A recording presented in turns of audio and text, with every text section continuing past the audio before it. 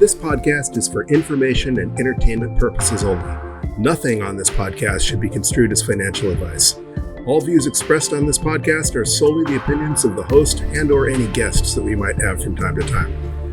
Nothing on this podcast should be construed as a specific inducement to make a particular investment or to follow a particular investing strategy.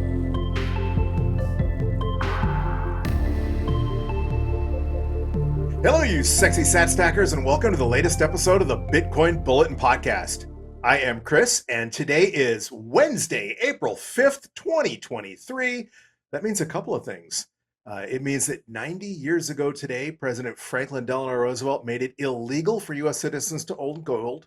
It issued that infamous Executive Order 6102, requiring all U.S. citizens to turn their gold bullion into the nearest Federal Reserve Bank or a member bank. It is also, perhaps not coincidentally, Satoshi Nakamoto's designated birthday, the birthday that he established for his pseudonym. And of course, it is Wednesday, which means it is DCA Wednesday, and it's time to grow our stack of Satoshis. Before we get into all of that, though, real quick, a look at the vital statistics. At the time of this recording, we are sitting at a block height of 784,117.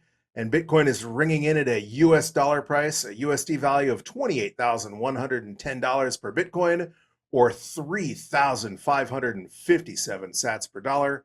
And that is almost exactly where we were last Wednesday. It's a couple $100 less expensive than when we began the show, but almost exactly where we were about 45 minutes later when we actually got around to doing our stack.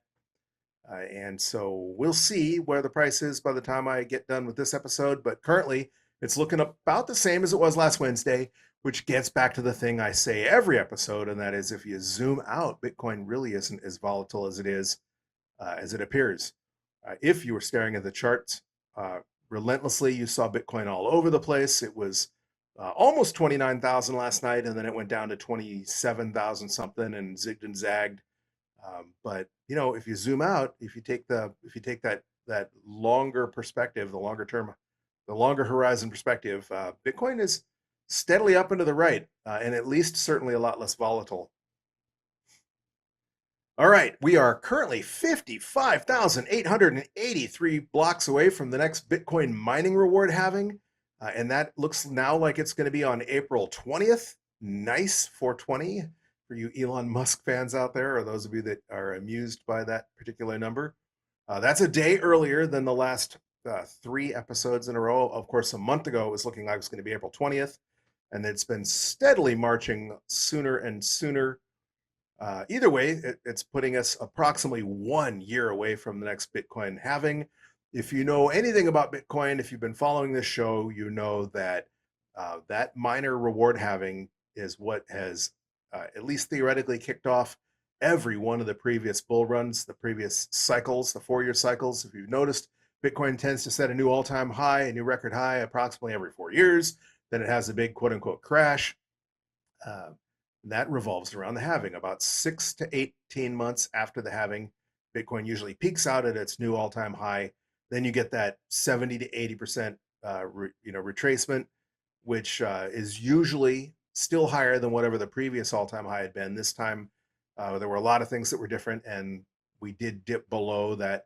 Well, depending where you get your data, the 2017 all-time high was less than 20,000. It was 18-ish, depending on what exchange you get your data from. And of course, Bitcoin dropped as low as like 15,800 this year, although just briefly. But in general, Bitcoin has stayed above the previous all-time high. And it was only at that $20,000, $18,000 range for a period of hours, not even a day. So the logic being, Bitcoin will set a new all-time high 6 to 18 months after the halving, which will be 6 to 18 months after approximately sometime next April. So just like last bull run, we saw the new all-time high, in November, December timeframe, both cycles. We saw Bitcoin set its 2017 high in December of 2017, and then we had a double top last time. So after the 2020 halving, we had the high in October 2021, and then in April of 2021, and then again in November. and that's when we set the all-time high of around 69,000. So in theory, November, December, sometime in the fall of 2020, we would be looking at, or 2024, we'd be looking at a new all-time high if that theory holds true. And of course, sometime after that, the next crypto bear market, the next Bitcoin winter. And of course, if Bitcoin does retrace by 80%, in theory, it wouldn't fall below 69,000 or so, afterwards. The previous all-time high is usually the new floor.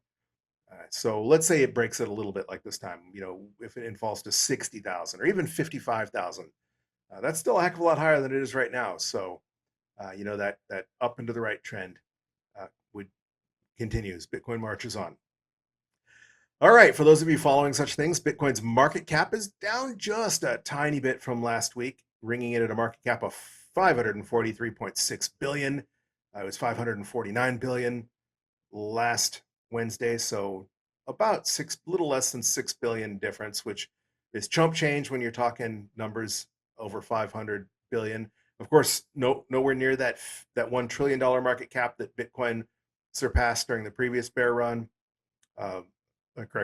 Bull run, bear run, bull market, bull run. When Bitcoin breaks, I didn't do the math, but somewhere in the $50,000 range, maybe it was $52,000 ish.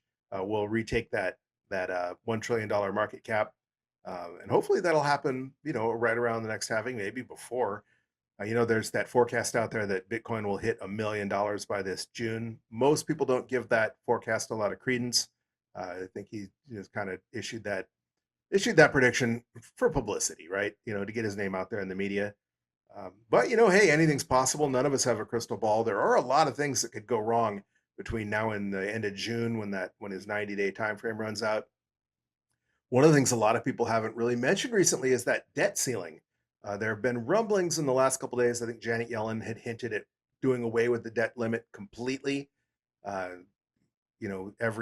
Every year it seems like the Congress has to raise the debt ceiling because they're going to spend more money than they're authorized to borrow, and they're talking about just flat out doing away with it. Either way, we've already technically passed the window for the debt limit, and then the Treasury is taking their quote unquote extraordinary measures to stretch things out till June or July of this year before the government has to start defaulting on its IOUs. And there's no word on, I haven't heard if that time frame has been sped up or not by all the money that we've had to spend recently because of the way things are going with the economy. But either way, sometime between now and this summer, if they don't raise or do away with the debt limit, there could be a U.S. default, and maybe that's how we achieve $1 million Bitcoin. It isn't because Bitcoin soared, but because the U.S. dollar collapses. And that's often been, when people think, when are we going to have hyper Bitcoinization? People say, well, a rapid hyper Bitcoinization would not be a good thing because, it might look like the end of days out there. It might look like something out of Mad Max if the economy of the world has collapsed. So slow and steady is better than slow and steady up and to the right over years is better for Bitcoin, better for the world than a sudden catastrophic hyper Bitcoinization would be. But who knows? Personally, I think the 4-year cycle is intact. I think the government can kick the can down the road a lot longer than people give them credit for. Yes, all fiat currencies eventually go to zero. All fiat currencies fail. But the government has a lot of tricks up its sleeve still. And as they say, the U.S. currency is the best looking horse at the glue factory. When we see currencies fail, it will probably be the last currency to fail because it is currently the global reserve currency. Although that's changing, with Saudi Arabia, making these agreements with countries to sell oil and things other than the dollar. That's kind of the beginning of the end for the petrodollar. If other countries fall in line and this continues, if there's no longer a need for other countries to soak up all the extra dollars that we print, well, who knows? Maybe the US dollar won't be the last one to fail. None of that matters because we're stacking Bitcoin. That's our lifeboat. That's our escape hatch. That is our safety net. All right, where were we? We just went over Bitcoin's market cap, and that's pretty much exactly where it has been the last week or so. The last 3 weeks, it's been in the mid $500 billion range. If you value your wealth in shiny metal rocks, Peter Schiff's out there taking victory laps because gold set a new all-time high. breached $2,000 an ounce. But yippee, right? So Bitcoin, gold's worth a couple dollars more than it was. If you bought Bitcoin in 2007, you bought gold in 2007, when gold was around $600 an ounce, maybe you've tripled your money. But if you bought Bitcoin 2 years later, you're up 29 million% or 30 million%. So nonetheless, if you do value your wealth in shiny yellow rocks, in shift bucks, it'll cost you 13.8 ounces of gold to just divide just one Bitcoin. And if Bitcoin does its thing and Bitcoin retakes its previous all-time high, that's more than double what its current value is. And gold would have to be $3,600 an ounce to double, $4,000 an ounce to double where it is now. So there's obviously, gold has never had the upside, the asset appreciation that Bitcoin's displayed. Even if you don't go all the way back to when Bitcoin was first starting to trade, or when Bitcoin was $1, even if you just go back to 2017 when Bitcoin first breached $1,000 a coin, we're up 28x since 2017, and gold's up a couple $100. So I don't need to preach to the choir here. You're listening to a Bitcoin podcast, so you're probably a Bitcoin maxi or well on your way. Most certainly you're already orange pilled. But if you're not, and you value your wealth in gold, just know that right now it'll cost you 13.8 ounces of gold, almost 14 1-ounce gold coins to purchase just one Bitcoin.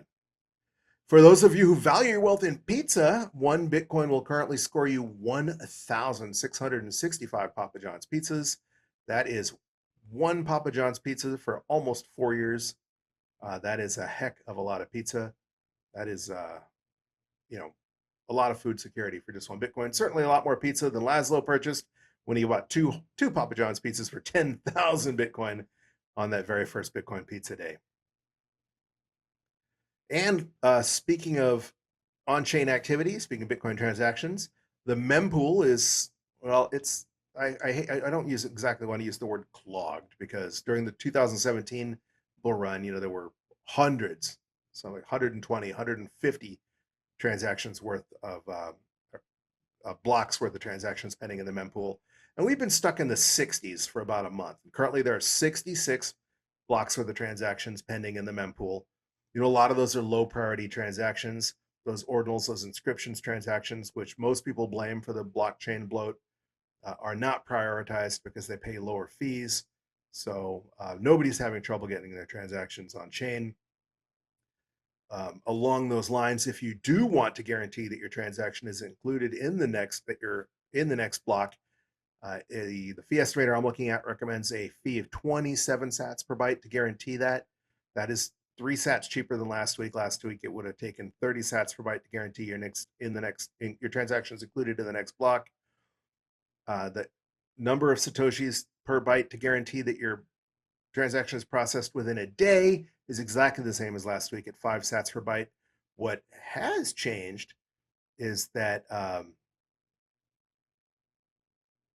now it's looking like the number of sats to guarantee that your transaction is included.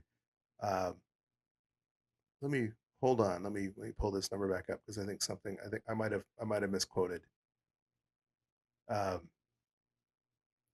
So last week it would have, you could have still got, last week it was recommending 5 sats per byte to guarantee their transaction was processed in a day, but they were saying that 1 sat per byte transactions would still process in a week, and that has changed. Now the estimator is saying that it will take a minimum of 2 sats per byte to guarantee your transactions processed in a week. So currently it's looking like those 1 sat per byte transactions are a thing of the past. Who knows if they'll ever come back? Who knows if ordinals and inscriptions will go away, or if so many people switch to Lightning that on-chain is moot anyway. You don't know what you don't know. We don't know what the future holds. And Bitcoin transactions are still really cheap compared to how they used to be. Before SegWit, for example, during the 2017 bull run, I tried to make a transfer from my hardware wallet, and it was like a $50 fee to get the transaction to process. That was just insane. And that was at Bitcoin, in the teens, say like 15 or 16,000. So that would be like $100 transaction equivalent right now. And we're talking, pennies to guarantee you're in the next block currently. So Bitcoin is still cheap. And of course, most small transactions have been migrating to the Lightning Network. If you don't use Lightning right now, you certainly will in the future. It's my firm belief that when people think of Bitcoin, they're not even going to think of on-chain. They're not going to think of Bitcoin Core. They're just going to think that using Lightning is using Bitcoin in the not very distant future at all. And of course, governments, federal reserve banks, huge corporations moving their treasuries around will do so on chain, but you and I won't even be worried about that. That transaction history, the transaction, the metric, the statistic that I like to follow, Bitcoin's 24-hour transaction rate is absolutely screaming. It is. Last week we were looking at an average of 3.9 transactions per second, and that is up to 3.95 transactions per second this week. And as you know, I like to see anything above pi, 3.14. Anytime you see above 3.15 transactions per second, Bitcoin price is usually doing really well. That isn't any kind of official TA or any metric that I've heard anyone else endorse. But in the almost 2 years we've been doing this show, every time the on-chain transaction volume has been over 3.15 transactions per second, Bitcoin's price has been up. And it is, not necessarily week over week, but it's been up and to the right in general. It's certainly not crashing. All right. The last statistic I want to talk about is that mining difficulty adjustment that we mentioned a little while ago. As you know, Bitcoin's mining difficulty is adjusted every 2016 blocks, which is theoretically every 2 weeks. Currently, we're less than a day away from Bitcoin's next mining difficulty adjustment. We're 107 blocks away, so a little less than a day. That's going to be tomorrow, April 4th.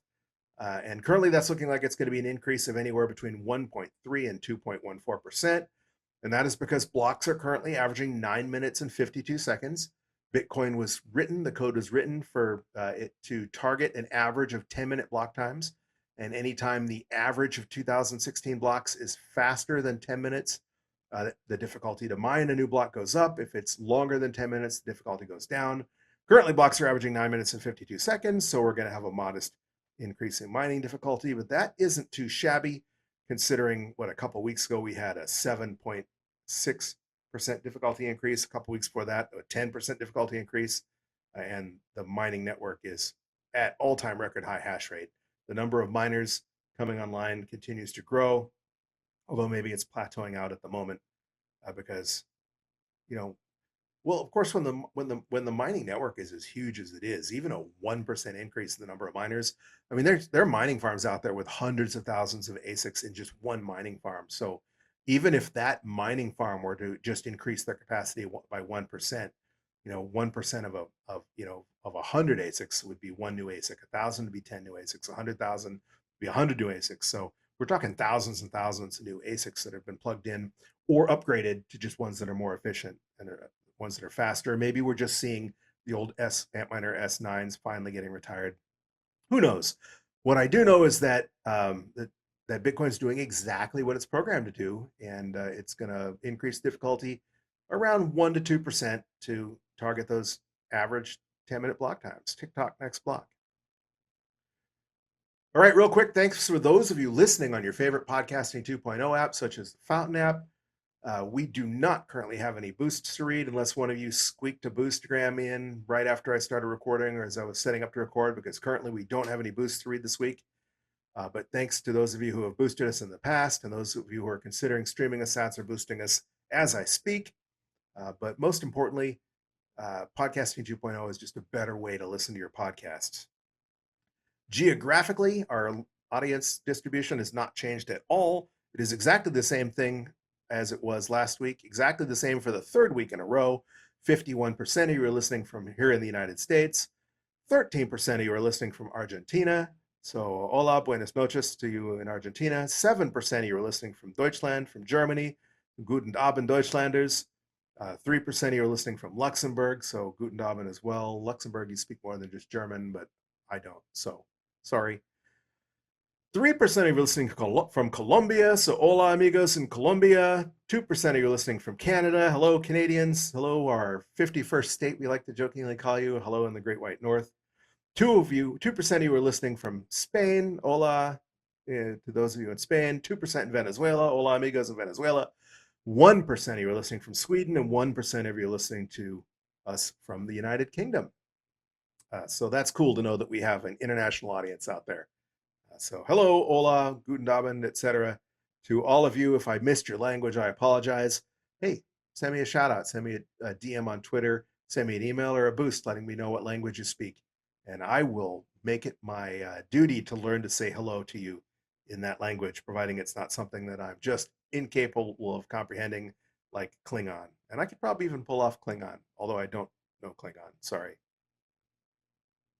All right, so the news. Uh, the biggest news every week recently has always seemed to have been the price, and the price is almost exactly where it was last week. I think I mentioned already that on April 1st, Elon Musk changed the Twitter logo to from the bird to the Doge logo, and I pulled up Twitter on well, on mobile it didn't change, but if you look at it on a computer, on a desktop or a laptop, you'll see the Doge in the upper left hand corner. And I pulled Twitter up a little while ago, right before I started recording, and the Doge was still popping up. And so apparently that pumped the price of Dogecoin by like 2 cents, which is a lot considering we're talking it was only trading for like 5 cents. And this isn't an altcoin, this isn't an S coin show, but Elon is really playing dangerously with the whole market manipulation thing. Is he still already in trouble for pumping Dogecoin once before? He needs to be careful. I know he thinks it's funny, and it is kind of funny. Elon's a troll, and I guess freedom of speech, you have the right to be a troll, right? But um, every time he does that, all those no coiners out there, all those crypto enthusiasts, all those S coiners, for some weird reason, think that their coin is going to be the next Bitcoin. And Dogecoin, if you know anything about Dogecoin, it was created as a joke, right? It was created to mock crypto. It was created with an infinitely expanding supply to purposely be worthless. And why anyone would pick that coin, other than the fact it's just like the smooth brain army doing it for fun, just as a joke, just for giggles. But there's people out there that saw the Doge logo and thought, oh, Elon's going to integrate Doge into Twitter, and that's going to pump the value of Twitter. Even if he does integrate Doge into Twitter, the coin is going to go, it's designed to go to zero. So stay away from shitcoins, guys. I'm not going to tell you what to do with your money, but stay away from shitcoins. Also, the ultimate shitcoin out there, Elizabeth Warren, and this is almost a week ago that this happened. It was like the day after the last Bitcoin Bulletin. So you've probably already seen her campaign ad where she was touting, bragging. She's, quote, building an anti-crypto army. I have mixed thoughts on this because Bitcoin is for everybody, right? There's people on the left, people on the right that are into Bitcoin, that are Bitcoin maximalists. But increasingly in the United States, politicians are lining up. They're taking sides. They're taking either the pro-Bitcoin or the anti-Bitcoin position. And there's like nobody that's taking a neutral position. I mean, they're the whole let's give Bitcoin and crypto a sandbox. Let's not hamper development. Let's see what happens, and then tailor regulation down the road when whatever emerges. It seems to be evaporating, and it's lining up with more and more Democrats, members of the Democratic Party, ganging up on Bitcoin. This is going to backfire on them because I know a lot of people that consider themselves Democrats or consider themselves leftists that are into Bitcoin, and I always thought that Bitcoin is inherently a libertarian concept. I have a hard time squaring being a socialist or being a big government proponent and Bitcoin, because Bitcoin takes away government's power, right? So I have a hard time squaring that circle, but nonetheless, I know plenty of people that consider themselves on the left or Democrats that are into Bitcoin, and this is alienating them. I know people that, like, for example, Ted Cruz has come out and endorsed Bitcoin, and Marco Rubio is pro Bitcoin. And I know people that absolutely cannot stand Ted Cruz or Marco Rubio. They hate him with a passion. They hate him as much as the Never Trumpers hate Donald Trump. It's just visceral. They will never like Ted Cruz. And the fact that he's pro Bitcoin, and the fact he seems to understand Bitcoin, he seems to get it if you listen to what he has to say. Maybe it's BS. Maybe he's just saying what he thinks he needs to say to get elected in Texas. Who knows?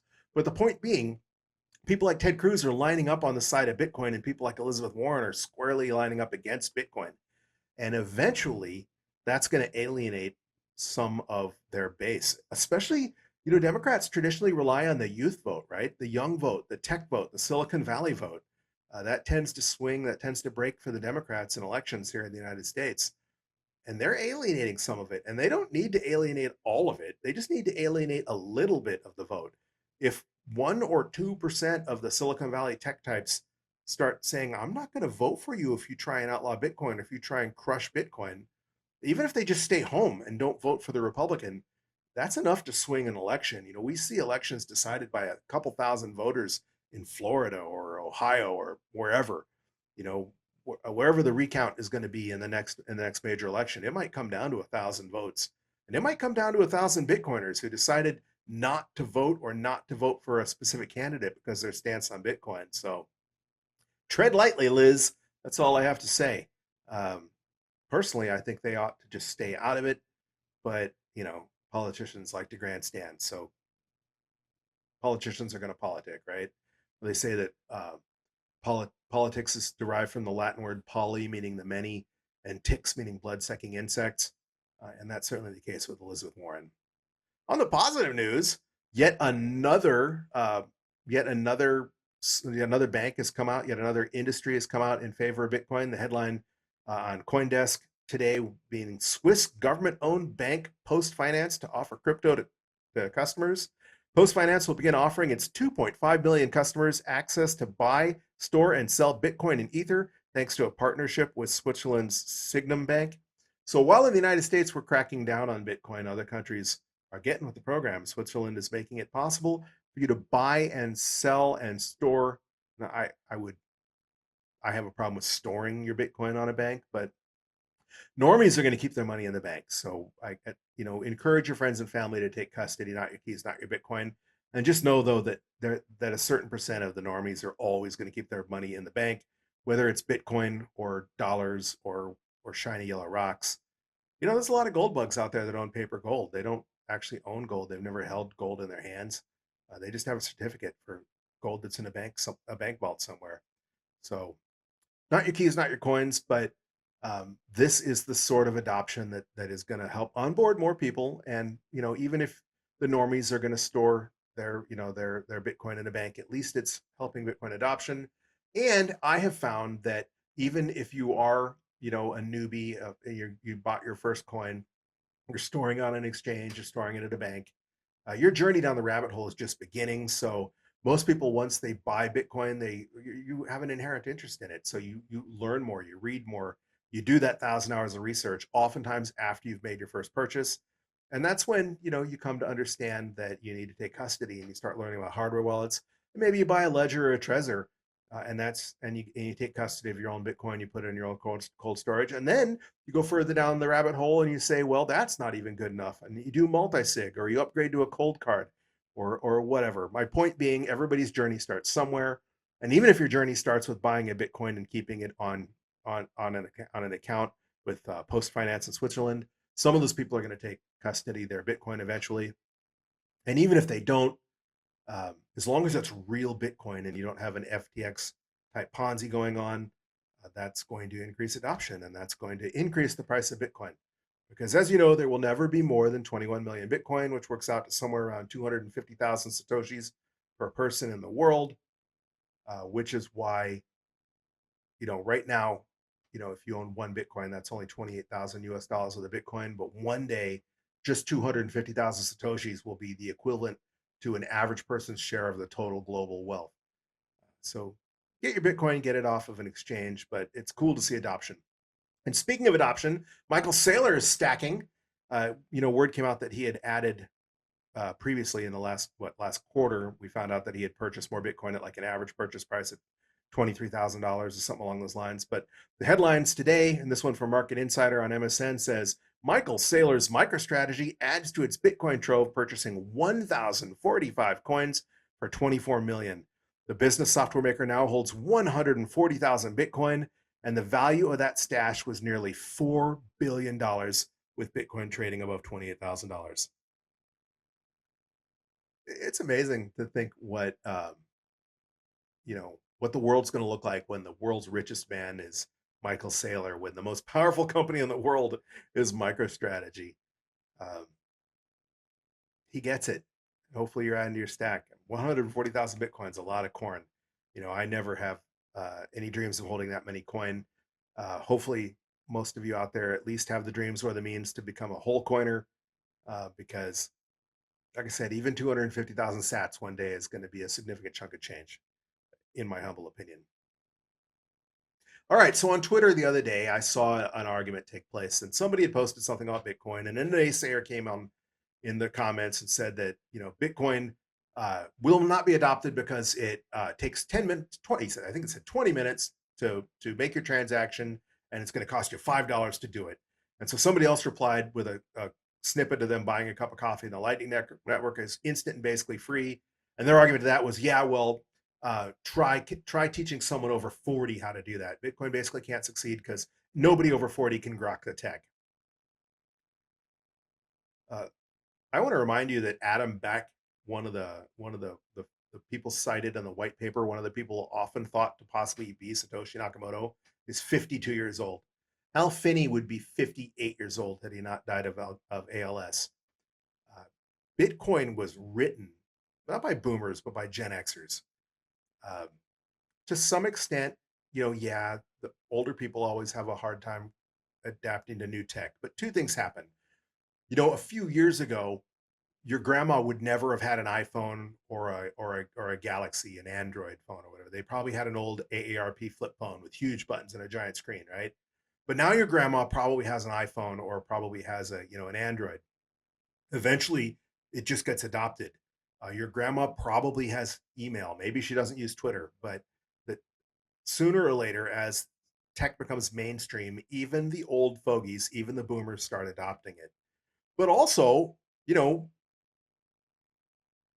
when any new technology comes out, it's always the young that adopt it first. There weren't 80 and 90-year-olds clamoring to climb onto a flying machine and learn to fly the right flyer when it first came out. But, everyone travels now, right? The kids that are born today will never know a world where Bitcoin didn't exist. They say that, and it's morbid to think of, but that technology advances or science advances one funeral at a time. So it's a stupid argument that nobody over 40 can grok the tech, because I know a lot of people over 40. The average listener to this podcast is over 40. Our demographics, I think, are like 40 to 55 for our average listener to this podcast. And I know a lot of the OGs. I know a lot of OG hackers, a lot of OG programmers, a lot of the OGs that are significantly over 40. And not only can they grok the tech, dude, they wrote the tech. So it's a stupid argument. Along those lines, uh, Satoshi Nakamoto, we obviously don't know who Satoshi is, but today is Satoshi Nakamoto's birthday. Satoshi chose April 5th, 1975 for his birthday, which means he's over 40 as well, right? And we don't know how old he is, but he probably didn't choose a birthday that was significantly older than he really was. And obviously it's probably a BS birthday because he's a pseudonym, right? But Satoshi chose the birthday April 5th, 1975. And he used that when he registered the pseudonym with the P2P Foundation. So that's why that's considered to be his birthday. But the reason he picked April 5th was because that's also the anniversary of that Executive Order 6102, where the United States made it illegal to hold gold. That executive order was signed by President Franklin Delano Roosevelt, April 5th, 1933, 90 years ago today.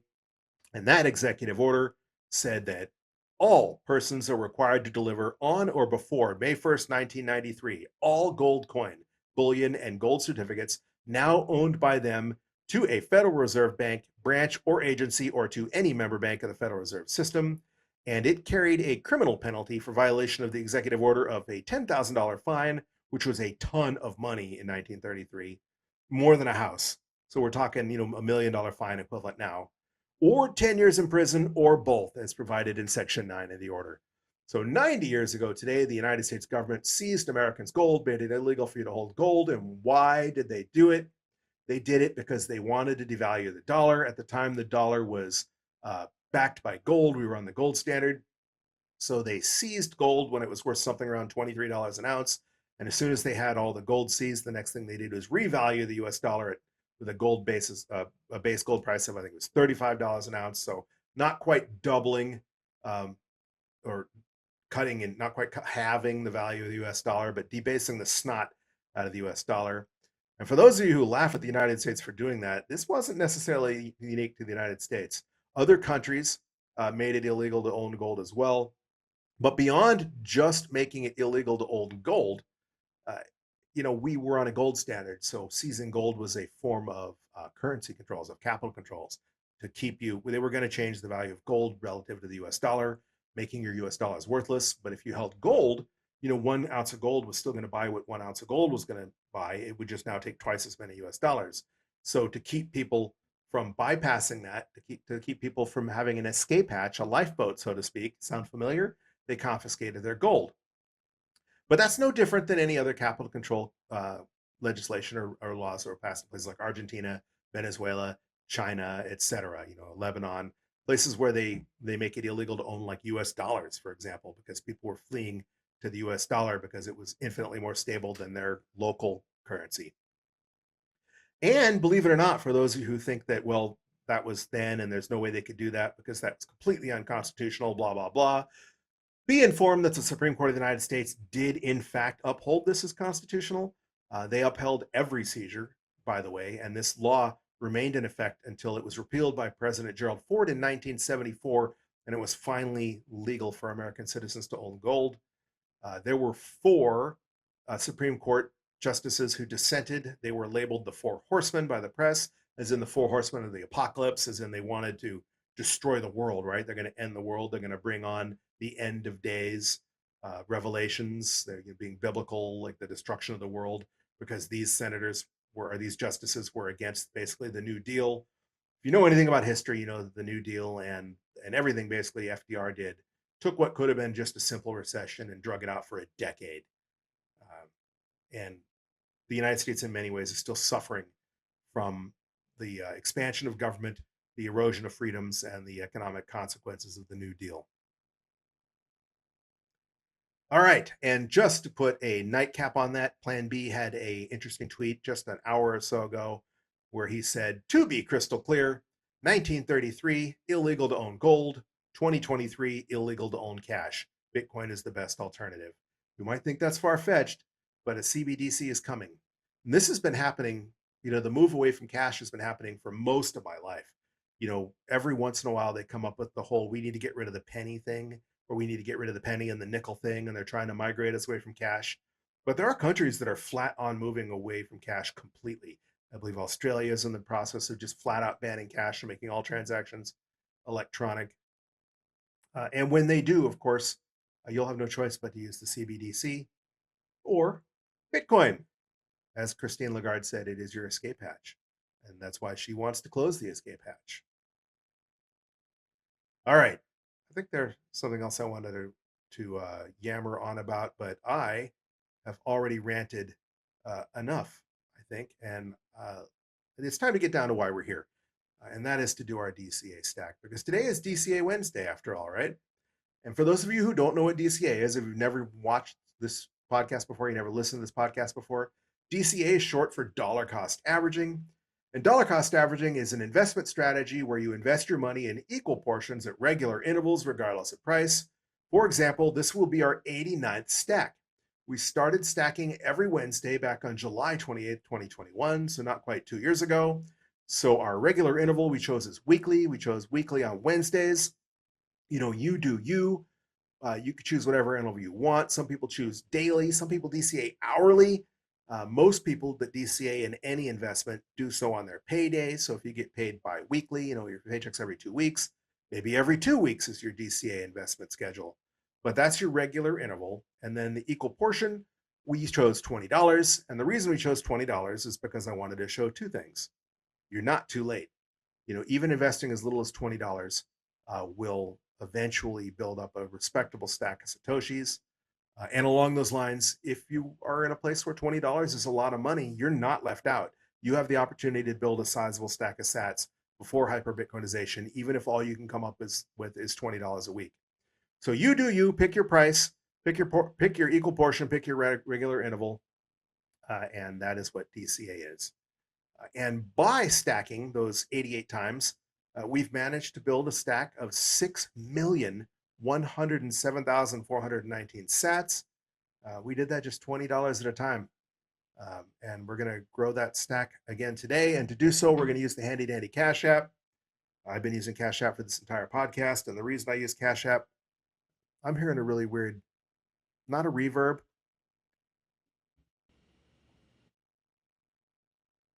Hopefully, every time I talk, it must be the noise canceling on this soundboard. Every time I talk, I hear like a hiss, and then it goes away when I pause. Hopefully, you're not hearing it because I'm using the denoise setting on the soundboard instead of using Adobe to clean the audio up later, which is stupid. I should be recording dirty audio and cleaning it up in Adobe because it's a lot harder to clean it up once you have applied denoise to it on the soundboard. And the reason why is because, for example, that sound, I only hear it when I'm talking, and when I stop, it goes away. So one of the ways to clean up audio in Adobe is you take a place where there's a pause, and if there's like a noise in the background, and when you're not talking, you sample that noise, and then you just tell it to remove that frequency from the entire rip. And you can't do that if that noise is only occurring when I'm talking because it's almost impossible to isolate. Anyway, hopefully the audio quality doesn't suck. If it does, I will have learned a valuable lesson and I will do things different next week. All right, so as I mentioned, I'm going to stack using the Cash App. There are multiple reasons for that, but not the least of which is that Cash App will let me send money to my Cash App account instantly, purchase Bitcoin with it instantly, and transfer it to my hardware wallet instantly. They're not necessarily the cheapest service out there. They charge about 2.25% fee. I've tried a couple other exchanges and apps, and they're not the cheapest, they're not the most expensive. But when you're making a $20 purchase, it really doesn't matter. We're going to spend 45 cents in fees to make this purchase, and if you were using an exchange that charges you 0.5% or 0.1%, which is significantly less in fees, they're going to charge you a mining fee to send the Bitcoin to your hardware wallet, and that might be $1. So it'll certainly be the 45 cents or enough of the 45 cents to make it the difference moot. So we're going to use Cash App, but again, you, as always, you do you. Pick an app or an exchange that fits your needs. If you choose to use Cash App, however, there is a referral code in the show notes, and if you click on that referral code when you sign up, you'll get $5 free for doing so, and you'll be tipping the podcast $5 as well. So thank you in advance if you do that.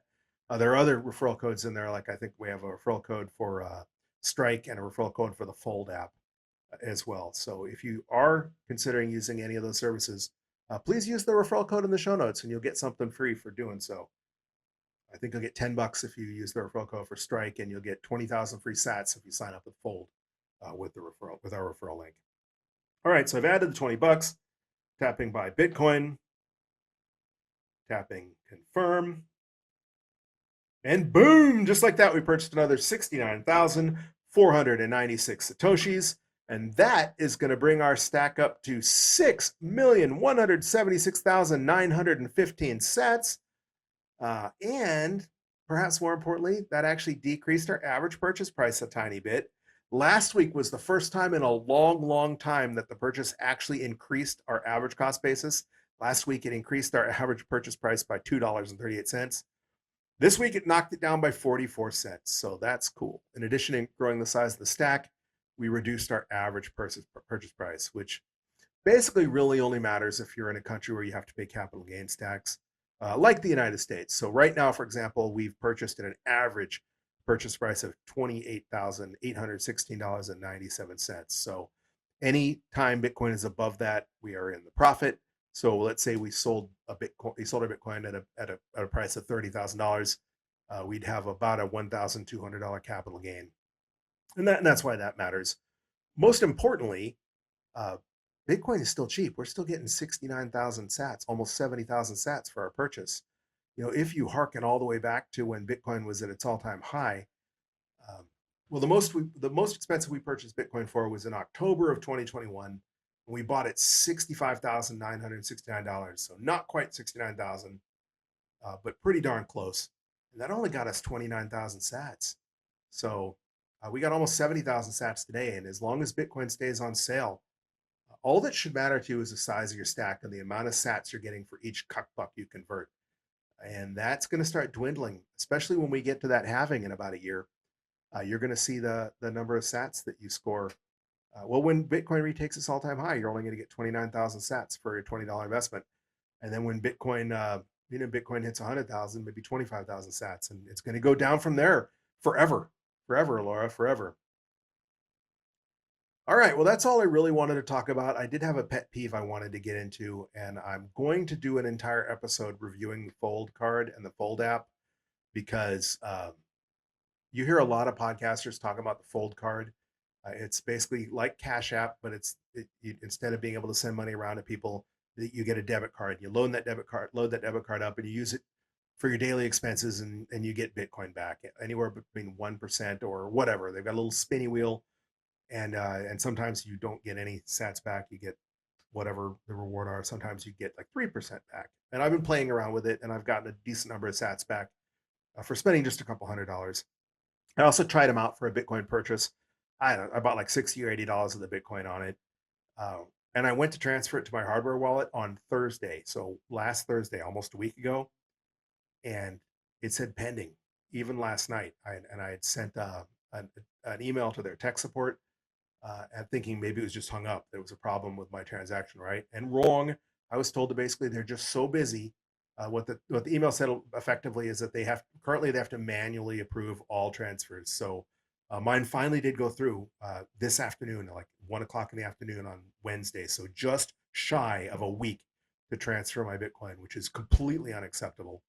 They did say they're in the process of developing a new wallet. They didn't say when they're going to launch that. So I will reserve judgment for Fold. We'll call this a one-off for right now. But if you are using Fold for your daily purchases to stack sats, be advised it might take you a week or so to get those sats to an exchange. So, or to get those sats to your off of their custody, out of an exchange to your hardware wallet.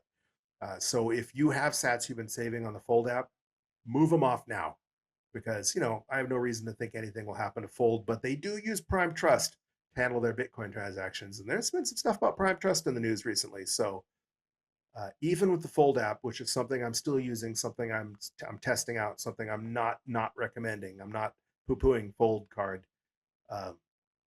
Any service, get your sats off, including Fold. If you're at the minimum withdrawal threshold, get them off Fold, because if something happens to Prime Trust, if something happens to Fold, it could take a week to transfer those sats. So get your sats off any exchange. I'm not picking on Fold.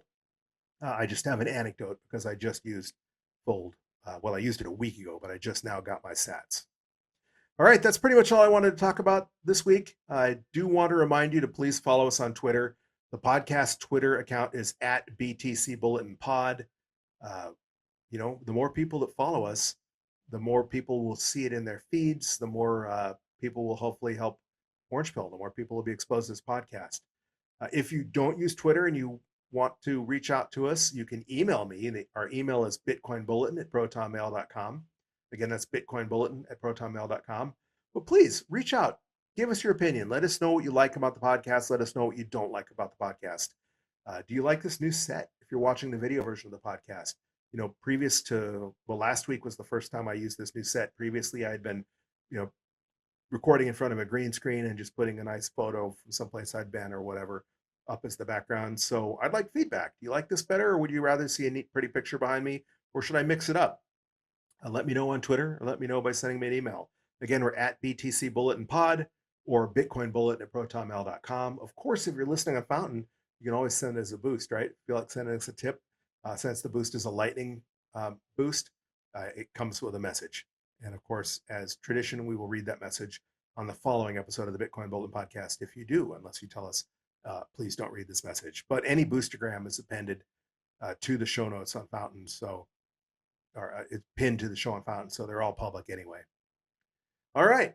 With that said, thank you for listening. If you are listening on Spotify, there is a video version of this podcast available. I started migrating all our videos to YouTube. We barely have any subscribers on YouTube because I hadn't really been using it. But one of my friends said he couldn't see the video on Spotify because he doesn't have a paid Spotify account. I don't have a paid Spotify account. I can see it, but I have a free Spotify account, so maybe that's it. But either way, if you want to watch the video, you can do so on either Spotify or our YouTube. And the links to those are in the show notes as well. But again, don't forget to join us this Wednesday next Wednesday and every Wednesday while we grow our stack and continue to test out the dollar cost averaging hypothesis. But until then, keep on stacking those sats, you sexy sat stackers.